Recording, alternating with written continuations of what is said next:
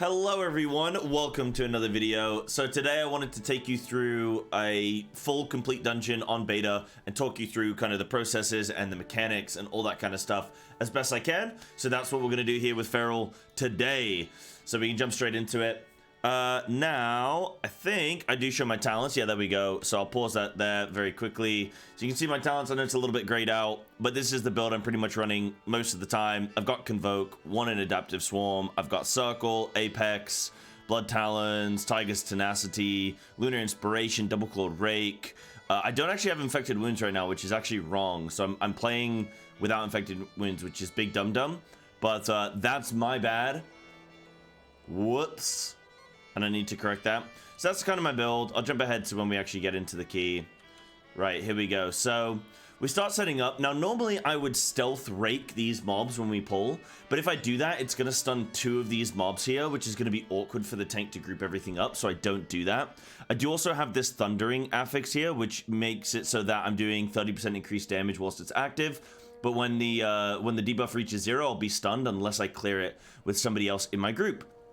Now, we are playing unethically in this dungeon, so I used a super busted trinket here. It's on a 3-minute cooldown. I used a super busted trinket here, so that amounts for why me and Dan are doing so much damage there, because we're going unethical in this dungeon. So don't look at this overall and be like, oh, you know, this is Feral and Warrior. Like, we're being unethical. We're purposely trying to see, like, what can we really max out at. But going into each group, so I'm playing with Double Clawed Rake. I have a massive priority in wanting to Double Clawed Rake, or you spread my rake as much as possible. I also want a Brutal Slash as my biggest priority as a combo point generator whenever I'm on 5 or more mobs. And then I'm just Primal Wrath spamming until I get an Apex proc. And I should never really run out of Brutal Slash charges, so I should be good with that. So I'll be rake spreading, Apex procking, Brutal Slashing, using Thrash whenever I need to, getting my Adaptive Swarm running as well. So cool. That's kind of the deal with the whole thing with the build. That's what I'm trying to do. So now I'm going to go through it. I'm going to talk to you guys as we go into each pack. So I've got cooldowns coming up in 20 seconds. It desyncs with my Convoke, though. My Convoke's up in 35 seconds. So I'll probably send the Berserk without the Convoke here, and that's okay. So I'm going to go in. I'm going to immediately start spreading a couple rakes here, even just 2 or 3. And then I'm going to be looking to Primal Wrath and get my Adaptive Swarm being spread. And there's the Berserk, so we're going to switch that on. It allows my Brutal Slash to give me 3 combo points. So I can Brutal Slash, Finisher, which is really, really nice. Now I'm looking for things to kick as well. The monotonous lectures from these books are a priority kick because it stuns somebody for 8 seconds. You then also have surges which target individual players, so I'm also looking out to kick those as well because those do really big damage as well if you let those go through. And now here we have the Convoke, which was desynced, and that's totally fine. Like, I'm cool with that because now look how it lines up. My Berserk is looking at 2 minutes, my Convoke's looking at 2 minutes. Of course, I do have Heart of the Lion, so my Berserk will come up a little bit sooner. But it's okay to desync them. Convoke's good in AoE, Berserk's good in AoE, and you don't always need them to line up perfectly, and that's fine.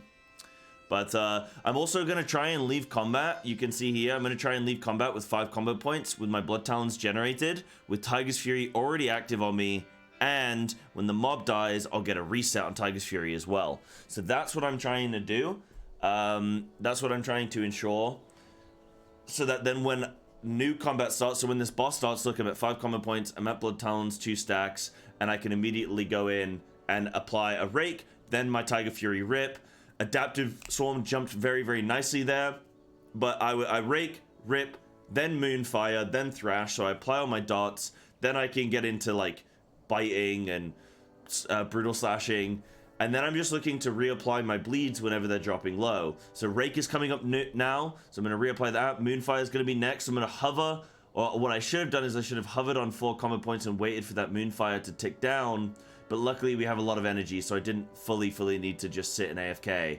Now again, it's just like Rake, Brutal Slash, Rake, Moonfire, trying to reapply those as much as possible, and being aware of my Blood Talons as well. I think I did just apply a rip without Blood Talons there, maybe? I could be wrong, maybe it did have it, but I could be wrong there. But you have to be very careful here because I'm not running any tireless energy talents. which I should be. I think maybe I have one, but I don't think I have any when I looked at the beginning of the key. So that means that I need to be very, very particular with which action I'm doing when. And I need to make sure that I'm not, like, overcapping combo points to try and generate Blood Talons and stuff like that. But Blood Talons should be pretty easy to generate whilst on single target with Moonfire, Rake, Thrash, Brutal Slash, Shred. You are fine, because all of those are optimal abilities to be pressing on single target, so you're totally fine there. So we do decently well. I'm trying to dodge these mechanics on the ground. This boss does actually hit quite hard, so the use of Bark Skin and Survival Instincts, Nature's Vigil and stuff is all very, very good. Now again, I'm not going to stealth rake these mobs. I'm going to shred instead, and then I'm going to apply rake separately and some Moonfires and build up Blood Talons and stuff like that. I don't want to rake those mobs because it will stun it, which is annoying for the group, and we as a group collectively lose damage. So I'm very, very scared there. I dropped low. I've got mobs looking at me. I know that these are going to cast some surges as well, so I just pop my defensive, I pop my Survival Instincts. But now we're in the thick of it, and this is where I want to be Brutal Slashing, Primal Wrathing as much as possible. Whenever Brutal Slash is on cooldown right now, I want to be Apex Biting, and I want to be Brutal Slashing. I want to be Rake Spreading, sorry. And then I have Berserk coming up off cooldown soon, and I know the next pull is going to be decently big, so that's going to be my Berserk window, is on the next pull. So I'm setting up, what am I at? Tiger Fury is active, Blood Talons is active, Adaptive Swarm is on myself, and I'm at 5 combo points. I'm ready to rock. I'm perfectly set up here. I'm going to go in, immediately rake Primal Wrath. My Primal Wrath is applied instantly, which is really good for more Apex procs and more just overall bleed damage. Now I'm trying to rake spread a little bit. Here's the Apex Bite gonna go through. I'm at 5 common points, and you can just send it. You're not always gonna be able to generate Blood Talons in AoE, and that's fine. Just do your best. You want to try and have, as long as you have 60% uptime or higher on your Blood Talons, then it's worth playing Blood Talons over Lion Strength. If you don't feel like you can do that, getting trolled by my healer a little bit, if you don't feel like you can do that, play Lion Strength, that's totally fine. You'll just lose a little bit of single target. So again, as we're closing out this mob, I switch into a single target rotation. I'm Moonfiring, Adaptive Swarming, doing single target rips rather than Primal Wraths. And I'm going to try and get as many talent points as I have. I have 3, that's totally fine. I don't have Blood Talons though, so a little bit of a misplay there. Sometimes you can misjudge the TTD, the time till death. But now we go in, we rake, we immediately want a Primal Wrath. Gonna look to Convoke here as well. Look, we're desyncing our cooldowns and everything's just fine. Now these surges are going to hit hard. This could have been a really good moment to Vortex Typhoon, just to reshuffle all those mobs and get them to stop casting, or I could have Incap Roared, but I didn't. If this was a high level key, I probably would have died there. So this is where you need to, you know, obviously, like I said, me and Dan are trying to greed for like massive overalls to see what we can do, but this is where you need to be smart with it. And, you know, if you need to use a defensive, you need to use an Incap Roar, even if it puts you in bear form, which I know is annoying, then you've got to do it. So now we're on this mob. This is a pure single target mob, but I can throw some cooldowns on it if they come up. So Berserk's coming up. I want to just send it. I don't want to sit on cooldowns, because Berserk is good. Berserk and Convoke are both good in AoE or single target. So it doesn't actually matter where you're sending them. Just send them. Just press them. Just use them. Don't worry about it. When in doubt, just use them. Now, I almost dropped my rip there without a Blood Talons. Like, you know, I almost let it fall off and didn't have Blood Talons generated, but we got that. Again, maintaining our Rake on our Moonfire and Thrash. And then outside of that, just pressing Tiger Fury on cooldown, using Shred, Thrash, and Brutal Slash as Blood Talons generators if our bleeds are still running. And we can LOS that big AoE effect there. So that's good. Now, I know I die soon. I definitely die soon, but I can't remember where it is. But I think I die soon, so we'll see where that happens. But right now, doing well to, like, dodge the winds and stuff like that. Actually playing through with a fairly decently clean key.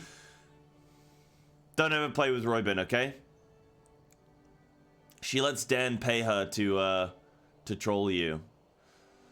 So I've got this Thundering Affix, but it's going to fall off. I wait to see if any of my allies have it, but none of them do. Now we're going to be pulling in these mobs. I think this is where I die. These mobs pick, or they're kind of icky with aggro to start. Now I have Convoke here. I want to send it because this is going to be a 3-phase fight before the boss comes down. So I want to send Convoke immediately so that I can get it back up for the boss. Now I have Adaptive Swarm. The way I've been playing with Adaptive Swarm is trying to use it on myself. so that it then jumps to the mobs when I'm already in combat, so that I don't have to waste a global on it. Because right now I want to be brutal slashing and apex biting, and then primal wrathing, which is the majority of what I'm doing here, and then rake spreading on anything that's high health, and then generating my blood talons, generating 5 combo points, and having Tiger Fury active before combat starts. This has been the rhythm, you know. This has been the rhythm. Just doing that every single pack. Getting some Apex procs there. Awesome. And then this mob has quite a lot of health, and I know that we have another pack after this, so I could send a Berserk here. I could. I get the battle res off. Good. And then mechanically, this is pretty fine. There's nothing really happening here, so you can just get into the rhythm of your rotation. Shame there, we cleared instantly. Bit of a shame. Now, I have my trinket here, so I think this is probably going to be a death from me. I have both my defenses available, so I can look to use them. Oh, okay, I used my trinket. Yeah, I used my trinket. Okay, so I'm locked in place for 10 seconds. Now I want to blast, though. Now the gust comes on me. I have Skull Bash, so I Skull Bash back into the mob. That's fine. Okay, we're doing all right, actually. We're actually doing all right. This is good. Promarath rake in there. Moonfire dotting on both of these. Again, like I say, a big thing is slowing down your rotation with Feral. Even though we can perform a lot of actions right now, it's like slowing down. If you're sitting at 3 or 4 combo points, don't just rush to 5 and then do a finisher, because you might have a Moonfire or a Rake come off cooldown by the time that you're actually able to, like, before you could use your finisher. Oh, sorry, no, hit that pandemic window before you are able to use a finisher, which means that you instead of them dropping off, just hold on 4 combo points or 3 combo points, and then when Moonfire or Rake hit that pandemic window, you can reapply them and you're fine. Right, so I'm gonna res menu here. This boss is very awkward because it has a smaller hitbox than it should, and these wings will and tail will cover up some of these mechanics. The main things that this boss does is like a deadly cry, which will be coming here. Deafening screech. You need to make sure everyone has a little circle on them. Make sure you're not overlapping on your friendlies, otherwise you will kill them as well. The boss will do like a turn and do like a frontal blast, like the gust on the previous mobs. And also this you have a wind and a fire mechanic. So the fire mechanic is, you have these orbs, right? So you see these two glowing sections here on either side of the room. This one is fire. This one is wind. Okay, left side is wind, right side is fire. You then have orbs around the room. If you throw 3 orbs into one of the same kind of goals, then it will cause the boss to do that mechanic. So now we went into the left-hand side, which means we have the wind mechanic, which means we can pick up these little orbs, which give us, I think, a haste buff for a duration of time. But it also it pushes everyone constantly and puts these little gusts like tornadoes around the room, which are actually really kind of gross to see because it's gray on gray and they can be covered up by the boss's wings and stuff. So kind of a little bit iffy to see, Blizzard. If you're watching this, please do something with making them more visually, more easily visible. Next, we can go into the fire debuff, which will cause a bunch of red circles to appear on the ground, which you just have to dodge. But it also gives you like a 10-second window where the boss is just completely stunned and immobilized, and you can just smash him, and you do increase damage. So that's good too. But playing this fight out, you know, mechanically, I mean, I'll get into like single target rotation on the last boss. That's fine. I wanted to also explain this boss because it's a little bit of a tricky boss, and I think a lot of people don't really see exactly what you have to do. Like, it took me a while to kind of learn what was happening, so I thought I would do that for you guys. So yeah, here we go. We've got the fire, and I died to the fire there. It's actually, I don't know, we can watch this again, but I died to the fire, so I think I maybe greed a little bit. It's coming in now, so I'm positioned. Okay, yeah, I was like right on the edge of that. That's fair enough. But with that gusting wind as well blowing, like if that wasn't for the wind, I would be in position where I wanted to be, which was like more to the left. So be aware of that and maybe preemptively kind of move yourself. But we managed to hang on, even if just by the tank and the warlock. Oh no, it's not even the tank. Sorry, it's Dan War.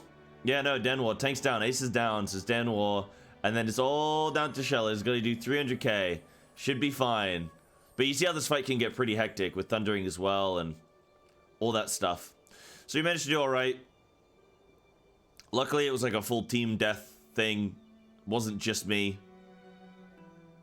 Now, I'm scared, actually, because I'm thinking that this dungeon might be one of the best dungeons we had all day, which is really scary, because then that, you know, that's scary for reasons, but okay. So this might be one of our best dungeons, so we'll see. We're using the unethical trinket, massively inflating our DPS, probably giving us overall in a dungeon, probably giving us an extra, like, honestly, like an extra 15, 20k. I'm not even joking. This trinket's busted. This trinket is busted. So the thing to worry about in this area is these flying kind of wasp things, these mosquitoes. They are, or these gnats, they are really, really dangerous. They will charge players at random and do like 80k hits. If you get hit by 2 of them, then you just die. They also enrage themselves, so they do like, I think, more damage based on the enraging. So they're really, really scary. So I think we actually have some mistakes here. No, okay, we're fine. Good, so I'm gonna go in double chord rake. I'm then gonna rake again. Should be raking soon. I had to thrash and then I had to generate my blood talons and adaptive swarm. But, oh, I used my trinket. Okay, yeah. Okay, so this was a little bit messy. Let's watch this again. So, I go in here. I don't, now remember, because we full wiped, I don't have blood talons, I don't have 5 combat points, I don't have Tiger Fury already active, so I gotta generate those things, but I do have all of my cooldowns. So I could have pre-adaptive swarm myself, but I rake, thrash, and then I brutal slash to get my 5 combo points and my blood talons. And then we're pulling in mobs here, so I'm immediately like, oh, okay, here we go. Let's blast it. I could have used, yeah, so I used my survival instincts. I popped my bark skin, nature's vigil, and survival instincts, and I still die there to that detonation seed.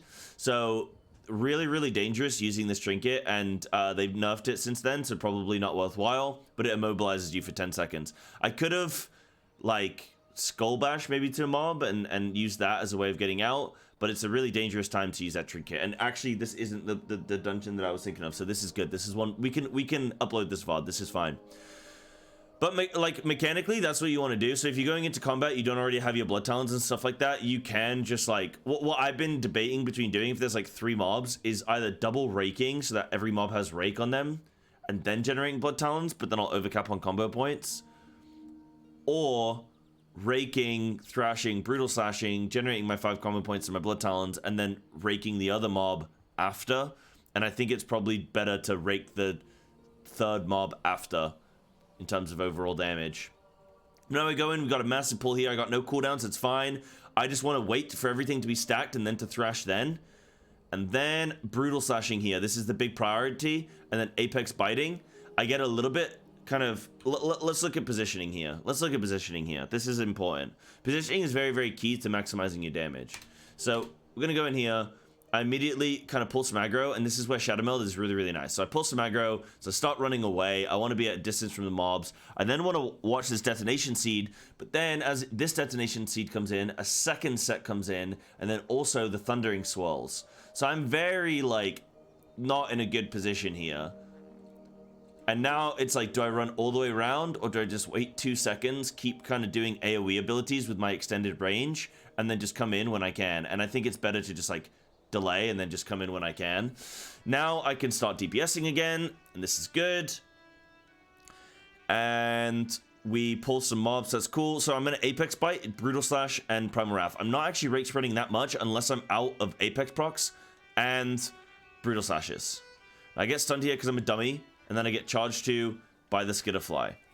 So that Thundering affix, you just gotta be careful of it. Like, me and Roybin, she's on a new healer, so that's why she wasn't looking to come to me. But I need to be aware of, like, it's difficult because it's very, very punishing as an ability, and there are already all of the other mechanics of the dungeon. So it's basically just Blizzard, and like the thing is, it's inconsistent. So you're just constantly like having to readjust to the scenario that you're in. Like you can do a dungeon 10 times and be like, oh, I've never had to worry about thundering in this position.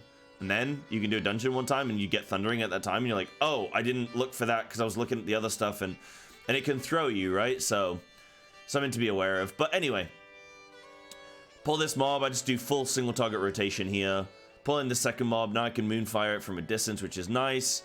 I can start Rake Darting, Primal Wrathing, and then I do have cooldowns available, but I know that we're going to go boss immediately after this, so I'm like, I'd rather just save my cooldowns for boss. But honestly, I could have just sent them here, and that would have been fine. I think I'm just trying to, like, cheese extra damage, like, big overall, like, big number, but for better overall, I should have used cooldowns on these mobs. Because we're in combat with these mobs for probably a good 30-40 seconds, and I'm holding Convoke this whole time. So, not good. Well, I'm holding Berserk as well, right? Berserk and Convoke, so not good. Really nice clearance there from Shella. In fact, I think that was actually a double clear. Look, me and Dan both have it, right? We both have the positive charge. Here comes the negative. Here it is. Gateway. Ready? Ready? Oh, she clears Dan, and he clears me in one. That's actually really cool. That's actually very, very cool. So, nice clearance there from Shella. Very, very big Warlock gamer. And then it's boss time. Now, I do have cooldowns. Again, I've got Blood Talons generated, got 5 combo points. Good stuff. We want to not pull those mobs. Now, this boss is cool. It's a lot of AoE damage, and then also, like, to ourselves as well as to the enemies. So, keep that in mind. I go in, I Rake, I Tiger Fury, I probably Berserk, Rip, Moonfire. Oh, no, I Rake, Moonfire, Thrash. Okay, cool. I don't know why I did that, because I could have just immediately ripped, I think. But that's fine. Oh, I used my trinket as well here.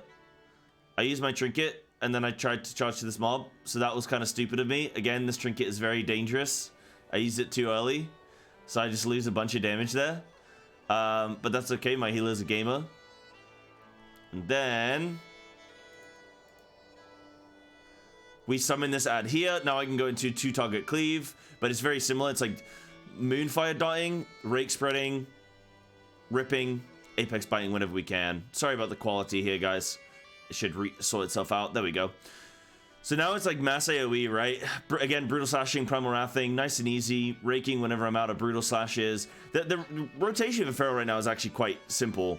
There's just a lot of like proc stuff that you're looking at. Generating your Blood Talons, Tiger Fury uptime, Sudden Ambush, all that stuff. So now I get AoE here, and this is all about positioning, making sure that I'm hitting every single mob, or as many mobs as possible with all of my AoE. It's all about positioning and getting right into the center of things. Here we go. Got Apex Bites. I can Primal Wrath Rip. I can start dotting that second mob up just for extra overall. Big. So I didn't play that boss perfectly because of the trinket. If it wasn't for the trinket, then that would have been a lot better. So again, this is where the trinket can come in really handy, but can also be quite damaging. So I guess kind of keep that in mind. I think we're ready to go. Right, so pull these mobs in. These mobs just do a whirlwind, so you just outrange it, so you're fine. Again, I don't stealth rake on these mobs because I know the tank is going to pull up additional mobs, so I don't want to stun those mobs in a really awkward place. And now, because we're like grouping, like this is really, really good practice of when your tank, like what rotation to do when your tank is just grouping everything up. So I'm like raking, Primal Wrathing still. I am thrashing to generate Blood Talons, but you kind of want to wait for everything to be grouped and then do one thrash because it's not a great ability. But I could have even done a few Moonfires as well and a few of those on a few of those mobs as we were grouping everything up. And then it just comes down to once everything's grouped, Apex Bites as priority, Brutal Slashing, and then Primal Wrathing on your AoE. Finisher, whenever you don't, like you're not biting an AoE unless you get the procs. So I'm just Primal Wrathing, and then Rake Spreading here as best I can. I'm trying to track my rakes just above the mob health bars, which can be a little bit finicky. You can see here it's kind of a little bit awkward. And it's because I need threat plates. Normally I play with threat plates, and I don't think this is threat plates. I think this is Blizzard default because of threat plates. I don't think I've got it working right now on beta, something like that. It's causing some issues. So, yeah, I think this is Blizzard default. I could actually be wrong, but I'm tracking my bleeds there with rakes and stuff. Now, I don't have any cooldowns here, so we can just kind of do on non-cooldown rotation. Generally speaking, I've been sending my cooldowns just like as soon as they're available. I've just been sending my cooldowns because they're such short such short timers now on like 2 minutes each. Just send them and then they'll synchronize well with each other. Just send them on cooldown. You don't want to hold them. They're good in single target, they're good in AoE, so you're always going to get value from Berserk and Convoke. And then we're just gearing up for the final boss. Again, I'm going to make sure I've got Blood Talons generated, Tiger Fury active, 5 combo points. Big. We have all of that. Awesome. Now we can go into the boss. So my rotation here is I'm going to stealth, I'm going to rake, I'm going to immediately rip if this Tiger Fury still has 3 seconds left. Maybe not going to do it in time. Okay, no. So I'm going to rake, Tiger Fury, rip. Then I can thrash, Moonfire, or Moonfire, then thrash. Then Adaptive Swarm, Berserk, bite, and then I'll look to Convoke soon. Outside of that, I'm just generating my Blood Talon still, and I'm holding. Do you see how I did that? So I'm holding. So I bite here, and then I re-rake. I probably Moonfire, get to 5 common points, and then I just hold. I don't use a finisher here. I reapply my rip, so I just let it get to its pandemic window, and then I reapply my rip. I don't like send a bite, and then I'll be unable to reapply my rip, and my rip will fall off, and I'll panic on my Blood Talons. Now I'm moving out here so I can Moonfire, which is nice. And then I should have ripped there, but it's okay because I had a decent amount of energy. But I should have probably ripped there for safety. Re-Adaptive Swarm, re-Moonfire here. Okay, I didn't Moonfire because I'm a noob. I raked. My Moonfire's dropped off here. See, really low uptime on Moonfire now. And then I can reapply my rip as soon as I get back to the mob. Re-rake, then thrash, because rake is high priority than thrash. Now, I hold on for... noob. See, I should have held on 4 combo points. Watch this. So, I redo a rip. Then I need to rake. Right? Then I need to thrash. Then I need to Moonfire.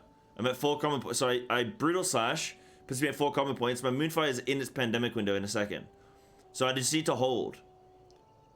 Just hold and then re-Moonfire. But I didn't. I used another Brutal Slash. So now I bite. Now my Moonfire falls off. But I reapply it quite quickly. So it's okay, but it's just if I want it to be optimal, you know? And then there's a rake. Gonna re-thrash, re-Moonfire. My Adaptive Swarm is available, so I want to send it because I've got all my dots on everything, on the mob. There we go. Trying to dodge mechanics here as well as maintaining bleeds, you know? It can be tough. But I'm not gonna have, you can see I'm not gonna have Tiger Fury for every single rip here, because of Circle, making it tick quicker, but also the fact that I'm not using Raging Fury. If this was a Tyrannical week, I would have Raging Fury, and my uptime on single target of Tiger Fury would be really good, and my single target would be that much better. But as it's like a fortified key, I'm just like, yeah, whatever. It's a 15 fortified, that's fine. I don't need it. So we move out there, I'm cheeky with a nice extra little bite. I gotta generate my Blood Talents here, but I got no energy. That's where Brutal Slash comes in really nicely. So I was able to do that in that window. And then I just bite instead of ripping, which is really dumb because I know I'm going to have to move out with this mechanic. My rip's going to fall off. Okay, well, the boss is dead anyway, so it's fine. So there we go. That is hopefully like a nice way of just kind of discussing mentally the way I'm looking into perform my actions in a dungeon and kind of what I'm looking out for. Hopefully that is helpful. And I'll see you guys in the next video. Thanks for watching.